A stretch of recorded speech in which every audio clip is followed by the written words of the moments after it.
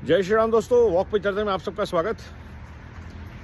कल नीतीश कुमार जी ने फिर से भ्रष्टाचार और परिवारवाद को अपना दुश्मन नंबर 1 में कन्वर्ट किया और भाजपा गैर सांप्रदायिक पार्टी हो गई। जिस कोalition से वो लड़के जीते थे उस कोalition में उनकी वापसी हुई और लालू परिवार से उनका नाता फिलहाल के लिए ख़त्म हुआ। हो सकता है थोड़े दिन बाद फिर वो पलटी मारे, बट हाल फिलहाल के लिए जिस मैंडेट से वो जीत के गए थे उसी मैंडेट से शायद लोकसभा की सीटें बजाने के लिए वो वापस आ गए हैं। यही स्टेप अगर उद्धव ठाकरे ने लिया होता कि जिस मैंडेट से इलेक्शन हुआ था उस मैंडेट की रिस्पेक्ट करते, तो आज शायद ठाकरे जी की शिवसेना भी भाजपा का हिस्सा होती। शिवसेना आज भी है, उनका वो हश्र ना हो नीतीश कुमार का, तो उन्होंने ये स्टेप लिया। राजनीति इनफिनाइट पॉसिबिलिटीज़ का गेम जो है वो लगातार बनता जा रहा है और स्पष्ट दिख रहा है कि जो राम वेव चल रही है उसमें किसी पार्टी के या किसी गठबंधन के जीत के आसार तो कम से कम नहीं है। तो उसके मद्देनज़र जो लोग जिनका बीजेपी के साथ किसी भी तरह का रिलेशनशिप है, पास्ट में रहा है, they will try to be allies to BJP and be on the winning side, and we will see this happening sooner than later in Punjab, in TN, Maharashtra, जहाँ भी बीजेपी के पुराने साथी हैं। और बीजेपी कभी भी दरवाजे बंद नहीं करती है, ये एनडीए की पुरानी रही है। बातचीत जो मर्जी होती रहे, बातें जो मर्जी बोलता जाए कोई, लेकिन दरवाजे बंद नहीं होंगे। तो ये जो राजनीति अब चलेगी 2024 में चुनावों के लिए, वो परम सीमा पे राजनीति होगी और उसका प्रभाव हमें 2024 के इलेक्शन में मिलेगा, जब हम देखेंगे बीजेपी 400 पार और एनडीए शायद 450 पार। तो एनडीए के पार्टनर अपनी 50 सीटें लोकसभा की अपनी अपनी चीज़ों को बचाने के लिए वापस आएंगे और बीजेपी के साथ जुड़ के चलेंगे।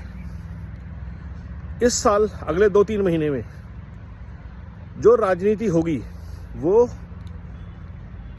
ना सिर्फ देश की दिशा और दशा तय करेगी आगे के लिए, जो कि लगभग निश्चित है कि देश ने विकास को चुना है, भ्रष्टाचार के खिलाफ और छद्म सांप्रदायिकता का जो एक डर दिखाया जाता है करीब पिछले 50-60 सालों से कि भाजपा आएगी तो सांप्रदायिकता फैलेगी और देश में दंगे होंगे और ये होगा, ऐसा कुछ नहीं हुआ पिछले 10 साल में कहीं भी। अधिकतर जगहों पे आतंकवादी हमले पूरे भारत में ख़त्म हो गए। सांप्रदायिक दंगे जो करते थे और करवाते थे उनके हौसलों को कुचला गया है कहीं कहीं बुलडोज़र की वजह से। और एक बार कड़ी कार्रवाई का नतीजा ये होता है कि अगले कई सालों तक वहाँ कुछ नहीं होता।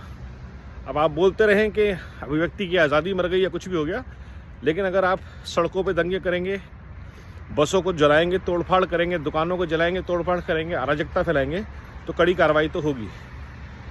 चाहे वो नूह हो, चाहे वो जहांगीरपुरी हो, चाहे वो मीरा रोड हो। सिर्फ एक बंगाल बचा हुआ है अभी और केरला।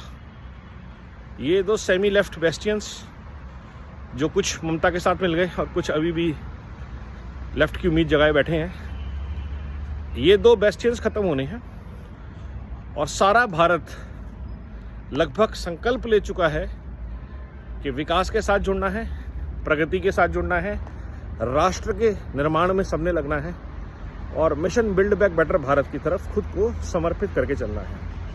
कोई भी भारतवासी आज धर्म जाति के नाम पे लूट झूठ और फूट की राजनीति नहीं चाहता। राम मंदिर में हमने देखा सारा राष्ट्र राममय हो गया था। भारत के लिए सनातन की जड़ों में रहना, सनातन संस्कार और संस्कृति से जुड़ के रहना एकमात्र विकल्प है अपने आप को दुनिया में एस्टैब्लिश करने का। दुनिया के लिए, विश्व के लिए ज़रूरी है आज, और ये सारा काम हो रहा है आज 2024 में। 2024 से लेकर के 29 तक ये यात्रा जारी रहे। इसके लिए ज़रूरी है